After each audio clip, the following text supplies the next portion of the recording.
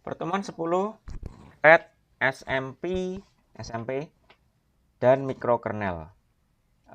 Lecture 10 Thread, SMP, and microkernel. Process and thread. Process, as I described last week, has two characteristics. The first one is resource ownership, kepemilikan sumber daya. That is, process has the address, a virtual address space to manage the process image that is defined in the PCB.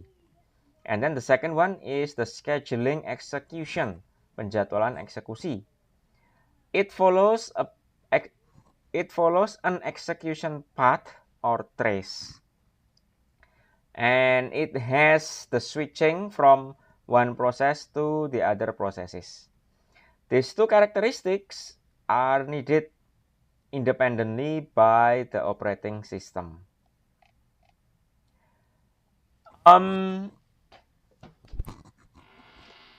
Dispatching unit is referred as thread or lightweight process. And then resource owning unit is referred as process or task. Nah, di sini ada bedanya ya. Jadi ada proses itu lebih ngomong tentang kepemilikan sumber daya. Sementara kalau tugas atau job atau work yang bisa di dispatch itu lebih disebut sebagai thread. Nah, so ini say it again in English. If it is related to the resource ownership, it is more closely related to the process. On the other hand, if it is something, it is a job or a work that can be dispatched, then it is more likely to be referred as a thread. Now, we are now talking about multi-threading.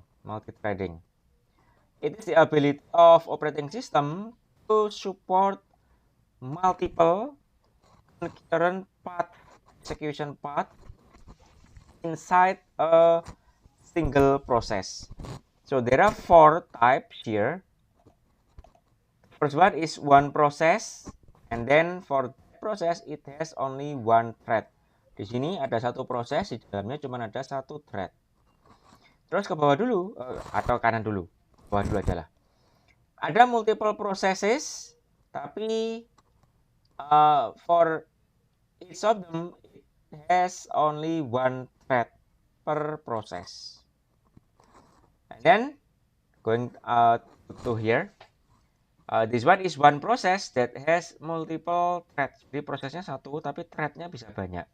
Jadi dia bisa mengerjakan work yang berbeda-beda dalam satu proses yang sama.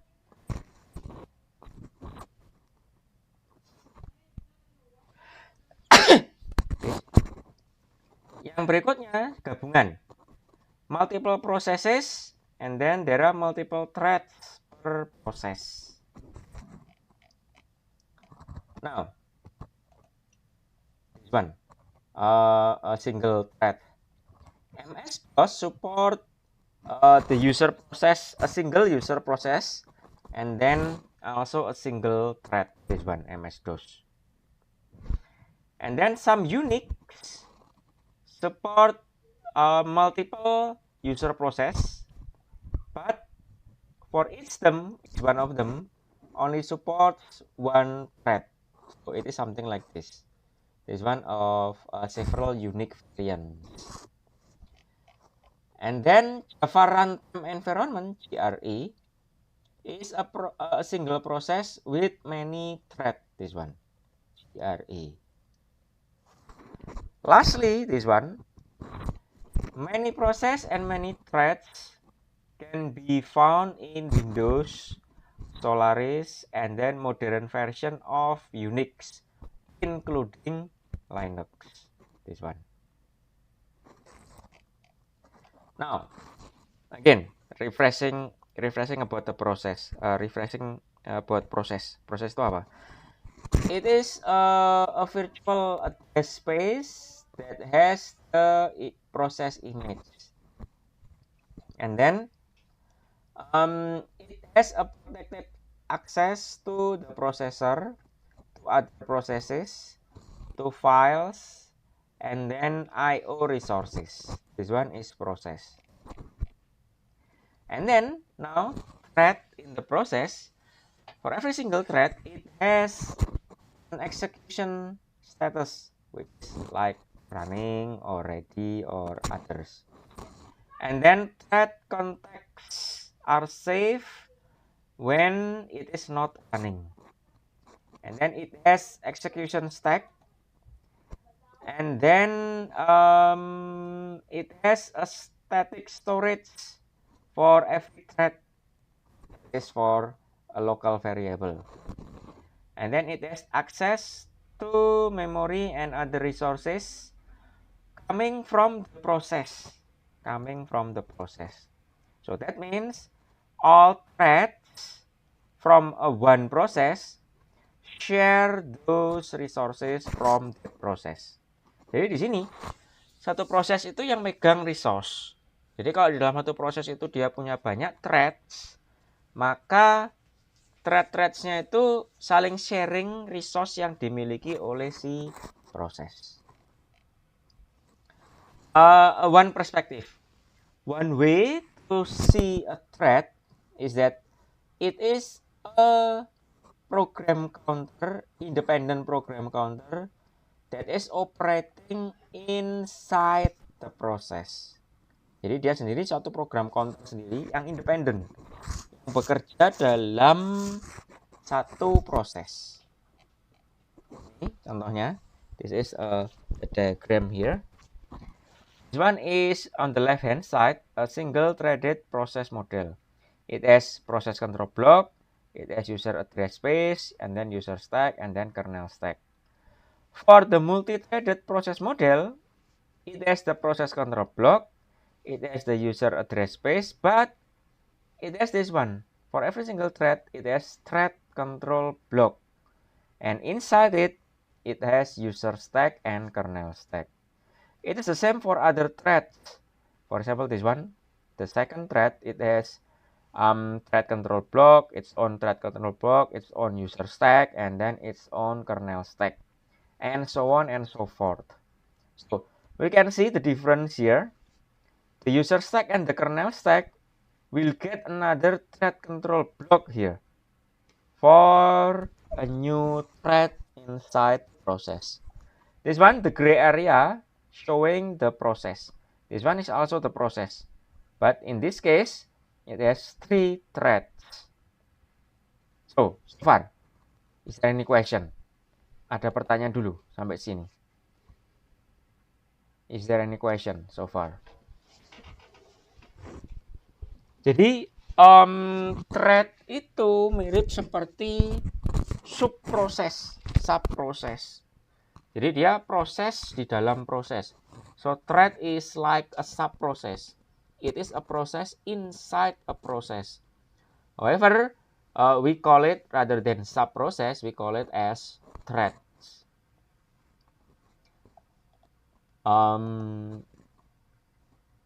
Yes, this one. Next, the benefit of thread. 1. Process of creating a thread, a new thread, is faster than creating a new process. Again, kalau new thread here, if it is a new thread, it only needs to create thread control block, user stack, kernel stack. That's it. If we want to create a new process, then we need to create process control block, user address space, user stack, and kernel stack. Definitely creating a thread is faster than creating a process. Second, stopping thread is also faster than stopping the process. Again di sini, again here. If we want to stop a process, we need to manage all of this. For process, for thread, it needs to only stop this part. Definitely faster. And then switching between two threads are faster than switching between processes. That is also self-explanatory. And then thread can communicate to each other, one to the other, without calling the kernel. So this is the important one. So if process wants to if a process wants to communicate with another process, then it needs to call a system call, a kernel call. Definitely it takes a longer approach because from user space it needs to go to kernel space and then going back to user space, communicating with the other process. But for the thread here, it just need to communicate within the same process. It doesn't need to switch to the kernel level. So these are the benefits of the thread. Now, in a single user system, thread is still beneficial, even though it doesn't support multi processes.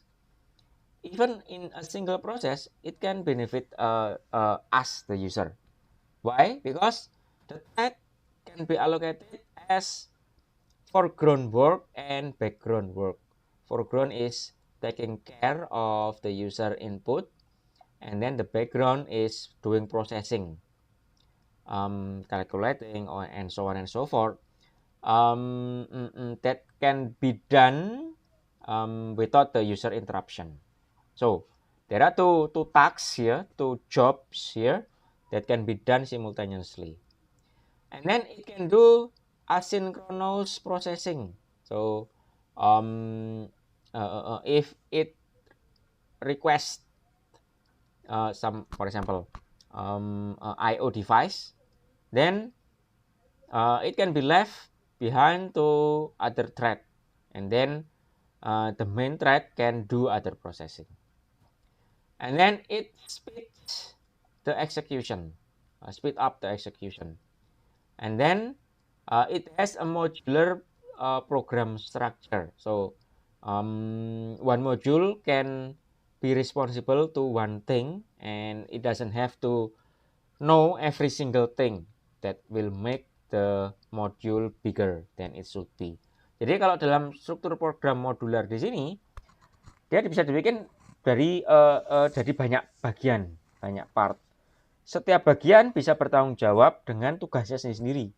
Ujung-ujungnya bisa lebih efisien karena satu bagian, satu modul itu tidak perlu tahu banyak hal, tidak perlu tahu semua hal. Dia hanya perlu tahu bagiannya sendiri saja. Nah, yang penting nanti dia bisa berkomunikasi dengan modul-modul yang lain. Ujung-ujungnya dia bisa lebih efisien ukurannya, dan juga dia bisa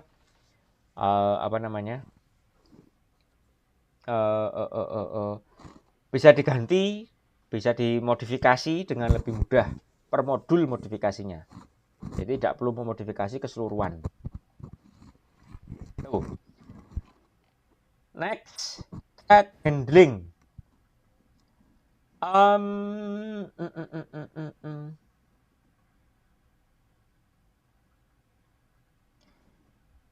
If there is an action that will affect all thread in the process, then operating system has to manage action on the process level. For example, suspending a process means that it needs to suspend all thread from that process. And then the second example here, stopping a process will stop all thread in that process. And then thread has the execution status, and it can synchronize itself with the others. So it's just like a process. And then there are two important aspects in the thread functionality. That is, the first one is status, and the second one is synchronization.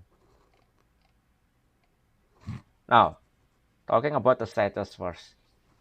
Status is associated with the change in the thread status. For example, spawning or creating other threads, and then blocking. There is an issue here. If it is blocked, then will it block other threads, or will it block all threads altogether? So this one, if there is a status change that is blocking, then what should we do with other threads? That is the issue here. And then unblocking, what should we do with other threads? And then finishing. If it is finished, then we need to allocate register context and also the stack. For example, remote procedure call. Let's take that one program is calling two remote procedure calls. Remote procedure call is basically you can interpret RPC is calling a function on the network, and those functions are on different computers. Jadi RPC itu gambaran bayangan yang sederhana itu adalah dia memanggil fungsi punyanya komputer lain yang ada dalam jaringan. Two different hosts. And then later on, those two results coming from the RPC will be joined. Now, RPC with a single thread. This one is starting, process 1.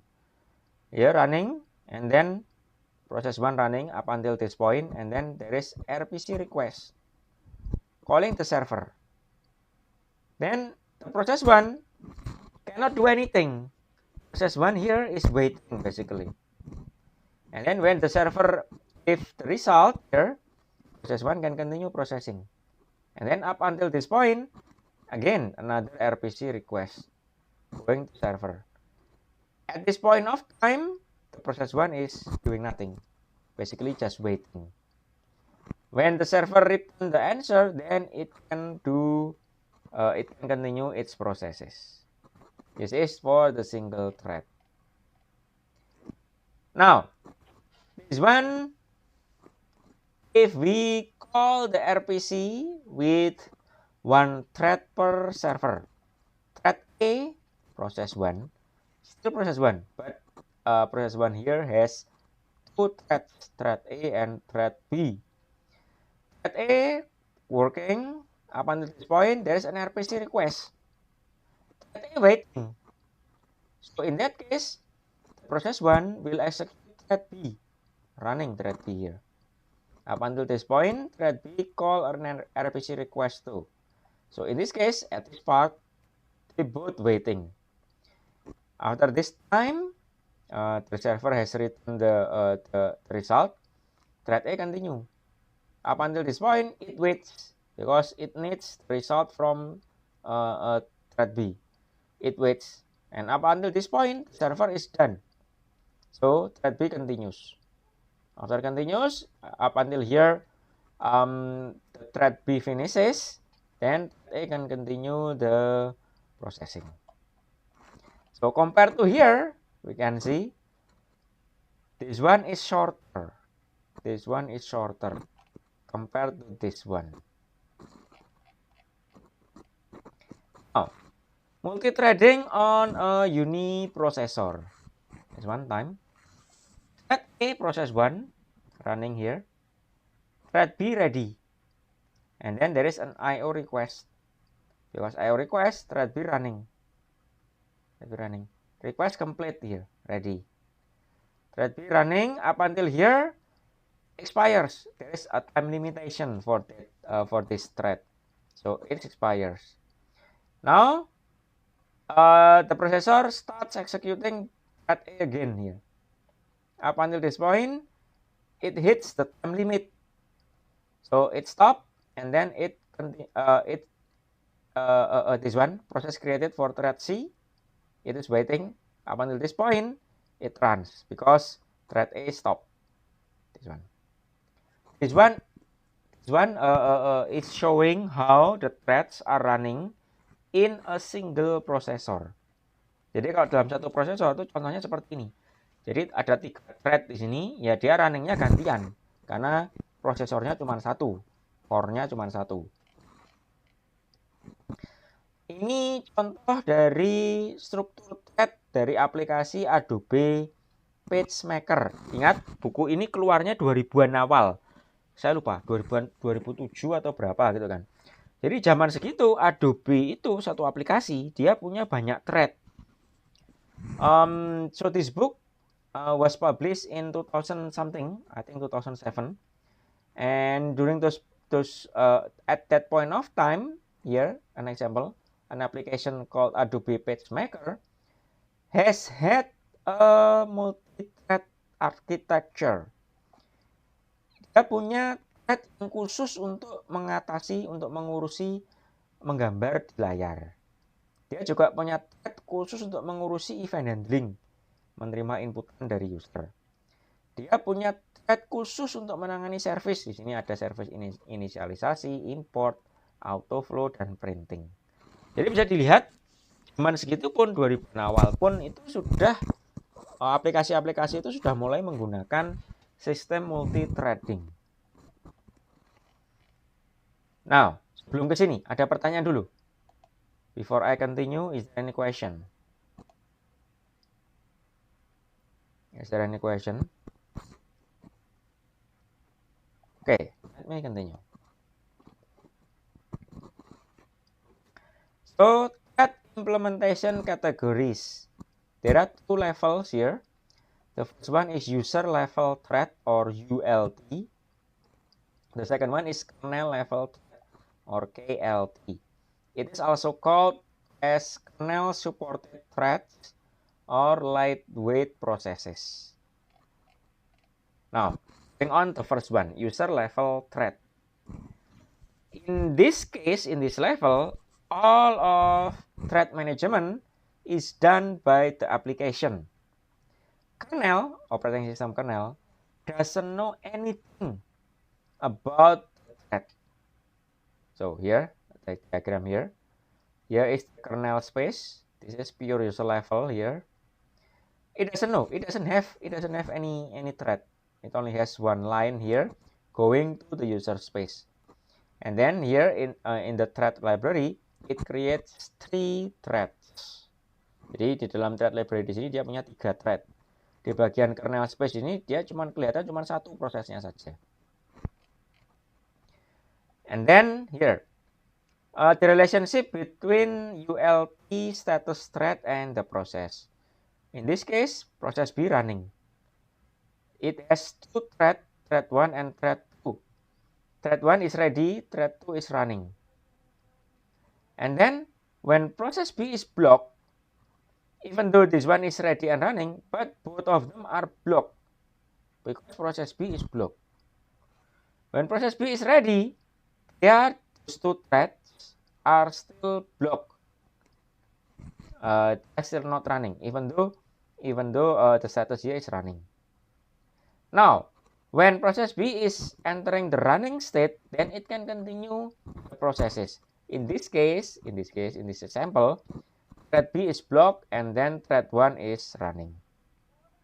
So in this case, whether the thread is blocked or not, the very first thing that we need to see is whether the process is blocked or not. Jadi dalam kasus ini, kalau kita mau menentukan apakah suatu thread itu sedang diblok atau tidak, maka yang perlu kita lihat pertama kali itu adalah prosesnya. Prosesnya sendiri sedang diblok atau tidak. Kalau prosesnya sedang diblok, maka threadnya itu pasti diblok. Gitu. And then the benefit of the user level thread. The first one is thread switching doesn't need to access kernel privilege mode. It doesn't need to access kernel, so definitely faster. And then the scheduling can be done more specific by the application. So we as the programmer who creates the application, we can fine tuning how the threads will run. And then the third one, it can be implemented to many operating systems because it doesn't need to modify any kernel of those operating systems. Because again, the application will manage those threads. The OS, the operating system, doesn't need to know anything. And then the thread library can be shared in the application level. This one is the reasoning for the third one. Jadi di sini alasan dari poin yang ketiga. Ini harusnya the indentation should be to the right, not on the same level as those three. Now, drawbacks of ULT. Operating system generally implements blocking too many system call. So whenever there is a system call, then it will block. So here effects are observed. The effects are observed when there is a thread that call block because the same thread, because that thread is executing a system call. That means all thread in the same process will be blocked. That's because the OS cannot differentiate who calls the system call. Is it thread, one thread, or all thread, or the process itself? It cannot differentiate. Whenever one thread calls, that particular operating system will block the whole process. Jadi di sini ada beberapa OS yang tidak bisa mendeteksi apakah sistem call-nya ini datang dari proses atau dari thread. Jadi pokoknya ada thread yang ngasih sistem call, maka di block keseluruhan threadnya itu akan kena blok semua. Itu pada beberapa OS. So, the pure ULT implementation cannot take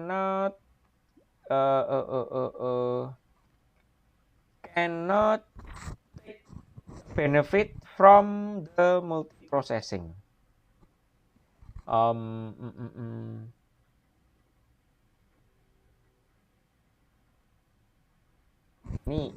think this one is yeah, again depending on how the ULT is implemented.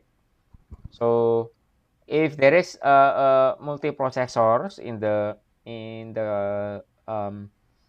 computer, then it depends how the ULT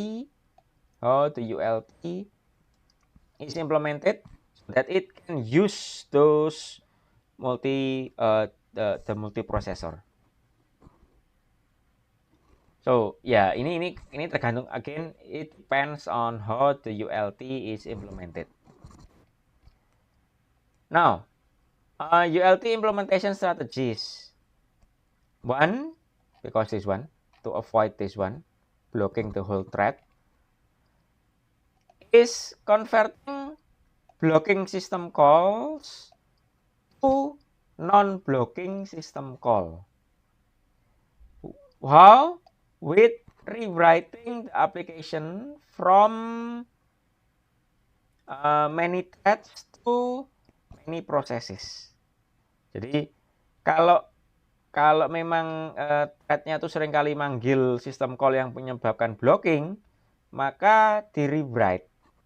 Jadi si aplikasinya di rewrite, dia tidak lagi menggunakan banyak thread tapi menggunakan banyak proses. Now, the second one, kernel level thread. This one is user space, and this one is the kernel space. And then here the process. So the kernel maintains the context information for the process and the thread. So the thread here is maintained by the kernel. So that means the thread management is done by the kernel, not by the application. The scheduling is done on the thread basis. Windows use this approach. The benefit from the KLT. The kernel can simultaneously schedule many threads from the same process to the processors. If one thread in one process is blocked, kernel can schedule another thread from the same process. Jadi different dari ULT tadi, kalau satu kena blok, satu proses terblok semua. Kalau di sini tidak. Kalau di sini karena di manajemen ini sama kernel, dia bisa tahu, oh ini kernelnya ini yang lagi kernel ini lagi manggil fungsi blocking. Tapi karena dia tahu, oh ini hanya satu kernel, bukan satu proses, maka kernel thread yang lain dalam proses yang sama tidak diblok, tetap bisa jalan. So in this case it is different compared to the ULT because the thread management is done by the kernel when one thread is calling a blocking system call, then the kernel knows, okay, so this one is calling is only a thread, not the whole process. So I can still run the other thread from the same process. Kernel routine can be implemented in multi-thread system. Jadi, so the kernel itself can be executed in multi-thread fashion. Now the downside of the KLT. Control transfer from one thread to the other threads in the same process needs to switch the modus into switch the mode to the kernel, and this one is taking a longer time. So here is a table, user level thread, and then operation is null forking.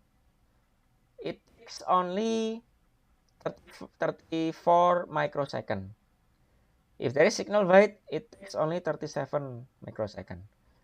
But if it is kernel level threads, if there is a null fork, then it will take 948 microseconds. For processing signal wait, it will take 441 microsecond. If it is happen between processes, not thread, then if there is a null fork for the process, it will take 11,000 microsecond for the process. For signal wait, it will take 1,800 microsecond. So definitely user level thread is the fastest here. Kernel is the medium one. Process is the slowest one. Jadi dipahami kan? Sampai sini ada pertanyaan dulu. Jadi tidak bisa diomong bahwa user level thread itu yang paling bagus. Kernel level thread itu yang paling bagus. Tidak bisa. Masing-masing punya kelebihan dan kelemahannya sendiri-sendiri. So in this case, we cannot say that the user level thread is the best or the kernel level thread is the best. No, they have their own drawbacks and their own strengths. We cannot say which one is the best. No, we cannot say that. Is there any question so far? Ada pertanyaan kah? Ada pertanyaan kah? Tidak ada, lanjut. Now, this one is the combination approach. So, thread creation is done in the user space. Here, thread creation. And then, majority of the scheduling and synchronization is done in the application. This one. Some of the scheduling and the synchronization is done in the threads, but some part of it is scheduled by the kernel space here. So here, that key, this one, it handles 2 in the kernel space. If this one is 1, then this one is definitely at least 1. For example, Here is the Solaris operating system. Now, here is the relationship between thread and process. One to one. It's a thread yang mengeksekusi sesuatu itu adalah proses yang unik, yang berbeda dengan yang lainnya. Dalam memiliki space-nya dan punya resource-nya sendiri. Contoh sistemnya adalah tradisional unique, and then multiple to one. Sebuah proses mendefinisikan alamat, ruang alamat, dan resource ownership yang secara dinamis. Kepemilikan resource, kepemilikan sumber daya secara dinamis. Multiple threads bisa di-create, dieksekusi dalam proses yang sama. Nih, threadnya yang multiple, prosesnya yang one. Contohnya adalah Windows NT, Solaris, Linux, OS2, OS 390, and then Mac. And then one thread, multiple process. Sebuah thread bisa berpindah dari satu lingkungan proses ke lingkungan proses yang lain. Ini memungkinkan sebuah thread itu dipindah-pindahkan di sistem-sistem yang berbeda. Contoh sistemnya adalah RA atau Cloud, and then Emerald. And then multiple threads, multiple process combines menggabungkan atribut dari M banding 1 dan 1 banding M. Contoh sistemnya adalah Twix. Sampai sini selesai dulu. Selesai sebelum saya pindah ke symmetric multiprocessing. Sudah selesai, sekarang pindah ke symmetric multiprocessing. Sebelum pindah ke before I move on to the symmetric multiprocessing, is there any question?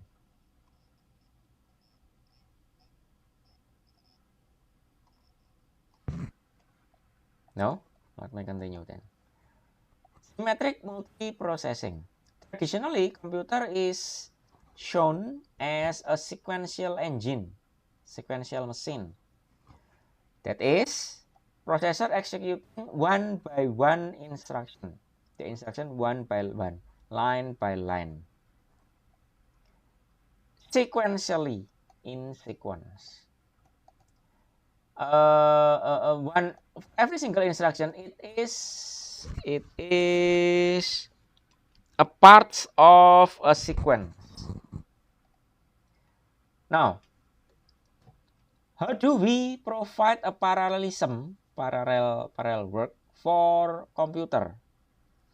There are two popular approach. The first one is symmetric multiprocessor or SMP. This is the one that I'm going to talk today. And then the second one is the clustering, and it is not discussed in this class. Clustering might be discussed in the distributed system, not in this class. Now, computer system categories. The first one is single instruction, single data, or SISD. It has one processor, only a single processor, that executes instruction stream, a single instruction stream, and operates on the data that is also stored in a single memory.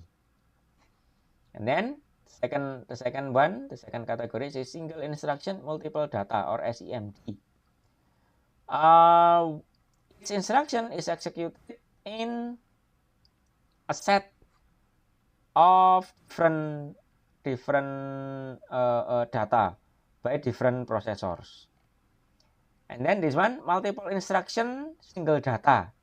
This one is never been implemented. So there's a set of data being transmitted to a sequence of data is being transmission into a set of processor. Each one executing a different part of that instruction. Now, the last one is MEMD, multiple instruction, multiple data. A set of processors simultaneously execute a sequence, instruction sequence, executing a different instruction sequences on different data sets. So here, this one is parallel processor. On the left hand here is single instruction, multiple data stream. And then this one is MEMD, multiple instruction, multiple data stream. Here, it is divided again into single memory, decoupled. It is either using master-slave or symmetric multiprocessor. This is the one that we are going to talk. And then this one is distributed memory, loosely coupled, that is clusters. So, symmetric multiprocessor is trying to emulate a parallel processor with the MEMD approach, multiple instruction, multiple data stream. Now, going back to symmetric multiprocessing. Kernel can run on any parts of the processor if there are multiple processors. So, this allows parts of the kernel runs parallelly, in parallel. Normally, each processor does self-scheduling from process pool or the available thread. Here, the SMP organization, the typical SMP organization, there is a processor, it has L1 case and then L2 case. Another processor with L1 case, L2 case up until end processor with L1 case and L2 case. It communicates to a system bus to the main memory and then to I/O subsystem. So here, the memory is one, but the processor are several. This is the engineering of multiprocessor in operating system. There are several issues here. First one is how to concurrently run the process or the threads, the processes or the threads, and then how do we do the scheduling, and then how do we do the synchronization, and then memory management, and then reliability and fault tolerance. Jadi reliability bisa diandalkan dan kalau ada kesalahan gimana. Now, microkernel. Microkernel is the core of operating system, a small core of the operating system that has the foundation for any other extension, any other modular extensions.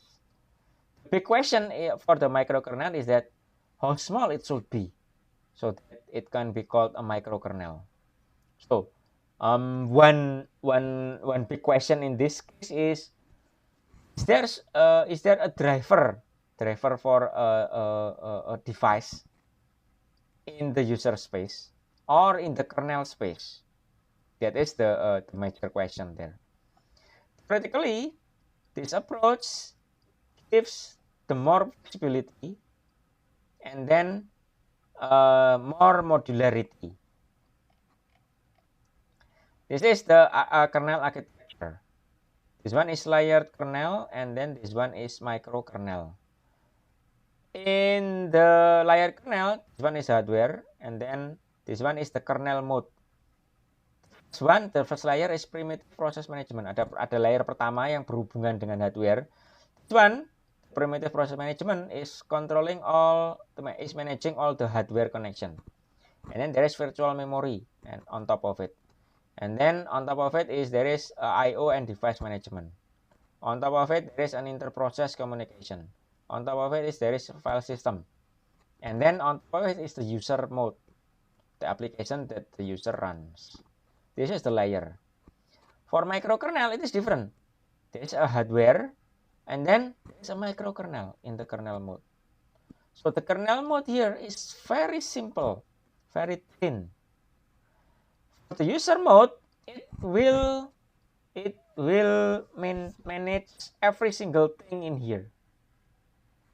This one, client, process, device, drivers, file server, and then process system, process server, and then virtual memory. This one, everything runs in the user mode. So if the user wants to execute one application, then it needs to communicate with these processes. But the operating system itself is very thin, very small compared to this. Jadi lihat ya, microkernel yang sebelah kanan ini sangat kecil operating systemnya. Yang sebelah kiri lebih besar. Ujung-ujungnya apa? Kalau kita bikin aplikasi di sini, kita tidak perlu ngurusi file system dan lain sebagainya di sini. Tinggal panggil system call punyanya si operating system. Di sini tidak bisa. Kalau di sini kita mau mau ngasih sesuatu, dia harus saling berkomunikasi dengan proses-proses yang lain. Dan proses-proses yang lain di sini harus didefinisikan dengan baik. Kalau satu proses error gitu, ya sudah. Kelihatannya baik-baik saja, kernelnya tidak apa-apa, ininya tidak apa-apa, tapi jalan yang satu di sini. Ya sebenarnya sama di sini. Kalau satu tidak jalan, komputernya tidak jalan, tapi biasanya kernelnya akan segera deteksi. Oh ya, ada sesuatu yang tidak jalan. Kernelnya bilang, kernel panik, harus di restart lah, harus apa. Kalau di sini kernel jadi tidak aware. Memory management. Low level memory management maps for every single virtual page to the physical frame. The majority of the memory management tasks happens in the user space. So again here, this one, the memory management is inside kernel mode, but this one, virtual memory happens in the user mode. This one, application, microkernel, and then running to pager. Pager here is in the user space. And then komunikasi antar proses, interprocess communication, IPC, interprocess communication. Interprocess communication or inter-thread communication in the microkernel operating system is done by using message. One message includes a header that identifies the process, sender and receiver, and the body that has data, and then pointer to a block data or some control information about the process itself. And then I/O management and interrupt management. In microkernel OS, it is possible to handle hardware interrupt as a message. And then it will attach the I/O port in the memory address. So, some user level processes can be passed to the interrupt, and the kernel will maintain the mapping. So basically here, going back here, if there is some interrupt going in hardware, definitely it will go through the kernel mode interrupt here. In this case, some interupsi hardware itu bisa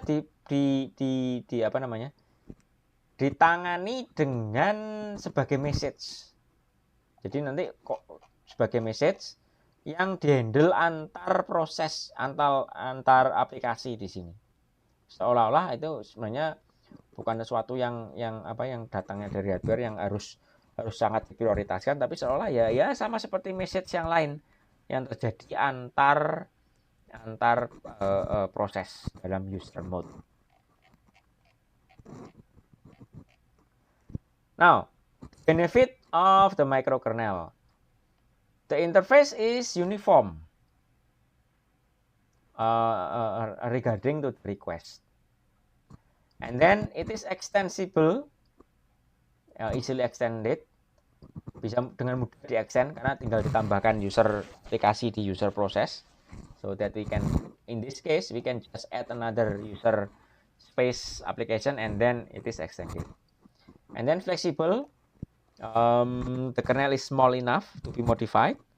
And then portable, because it easily be ported as long as this one is there, and then it just need to modify this one if there is a new hardware coming. Different with this, if the hardware is new, then it will need to be synchronized, to be updated, this many parts of this. And then reliable, because the microkernel is small, then we don't need to write many lines of programs, so we can check whether it is error. If we found an error, we can check it easily. And then it supports distributed system, and then it also support object-oriented operating system.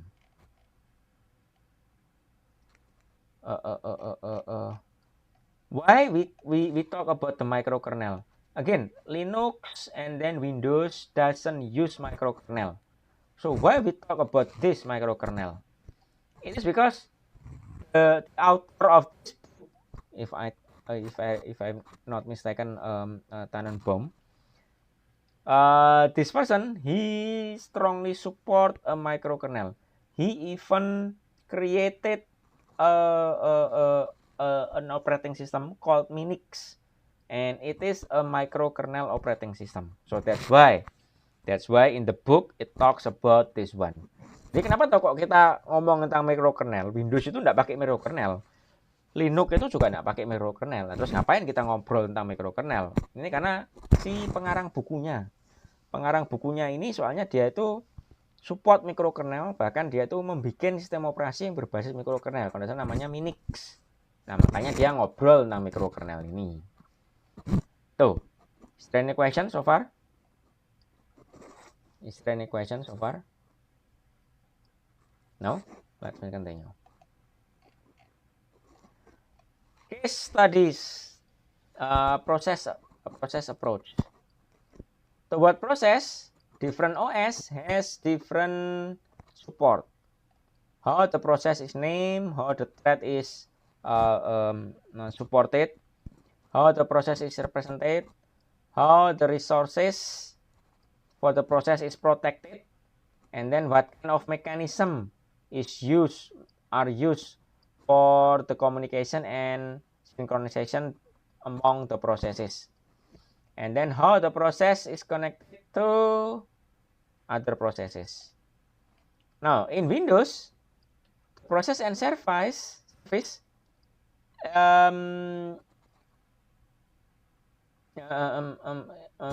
is facilitated by the kernel,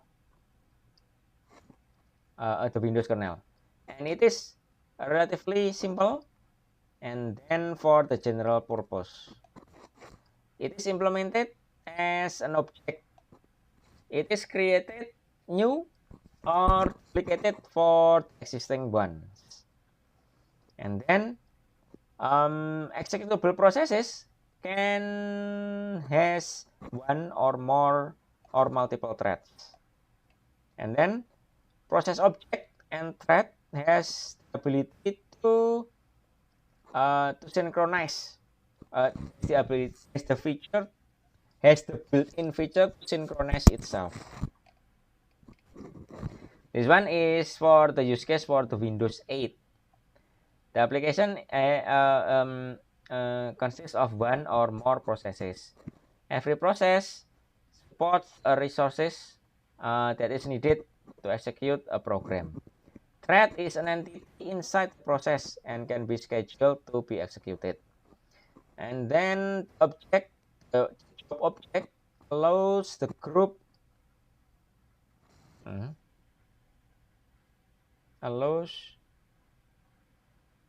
a group of process to be maintained as a unit.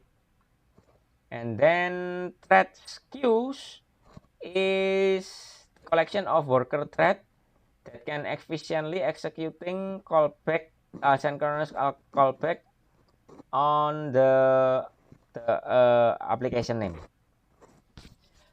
This one is just a specific example in the Windows 8. So in Windows 10 it might not be the same. So this one is just for your information. I will not ask questions regarding this in your exam or your quizzes. Jadi ini hanya contoh di Windows 8 itu seperti ini. Ini Windows 10 belum tentu pakai yang seperti ini. Windows 11 belum tentu pakai seperti ini. Jadi ini hanya sekedar contoh. Oh, kalau Windows 8 itu seperti ini. Prosesnya itu manajemennya seperti ini. Saya tidak akan menanyakan ini di kuis ataupun di ujian. Sekedar tahu saja ini tentang antarmuka metro, and then bagaimana hubungannya antar prosesnya di Windows 8. Ini objek prosesnya di Windows, objek thread-nya di Windows. Jadi di sini ya, process object in Windows process, and then object body attributes, and then services. Compared to the thread object, this is object type thread, body attributes-nya something like this, and then the services something like this. And then thread status for the Windows 8, this one ready, standby, running.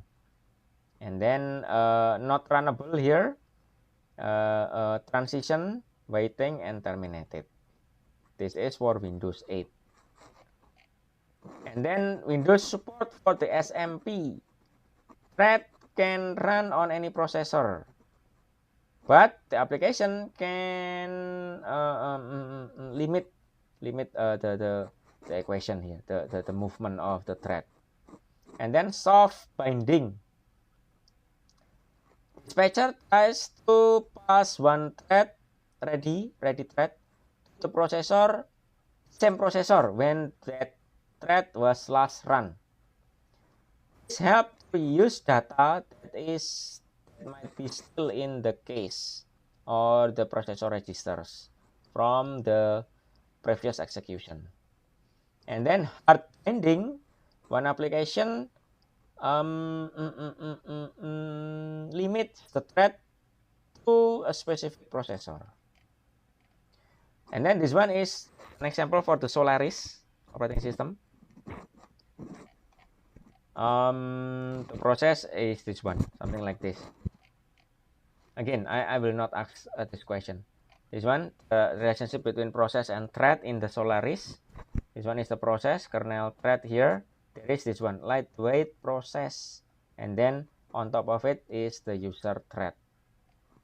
And then this one, the kernel is over here. This one, kernel thread, kernel here.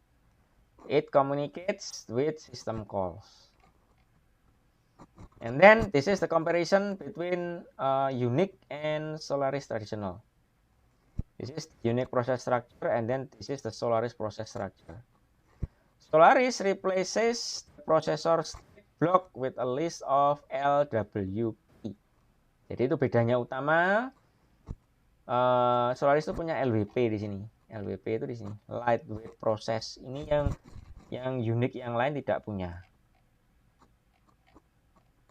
Now, ngobrol tentang LWP, lightweight process. Ini struktur datanya apa saja yang dipunyai. This is the data structure, the data that an LWP has. And this is the thread status of Solaris. Something like this. Now, Linux sekarang. Linux. Process or task is represented by a data structure task struct. This has several categories, including status, scheduling, identifier, and so on and so forth. This is the process of Linux creation ready, and then executing, and then there is event, interrupt, uninterruptible, event ready, and then interruptible here, going here, and then stop here, or termination going to zombie. Okay, that's all. Is there any question so far? Let me remind you, next week we are going to have a quiz. Minggu depan ada quiz 2. Materinya apa? Materinya sampai dengan hari ini. The second quiz will cover, quiz 2 will cover the lessons up until this lecture. From the second half of the semester. Jadi setelah UTS sampai dengan hari ini ada three classes, tiga pertemuan kan. 3 pertemuan itu yang jadi materi untuk quiz minggu depan kuisnya. Is there any question? Is there any question? Don't forget to fill out your attendance. The attendance. Jangan lupa ngisi absen, ngisi presensi. Ada pertanyaan? Is there any question? If not, saya akhiri di sini, mahasiswa bisa log off. If not, I end the meeting now. You can log off.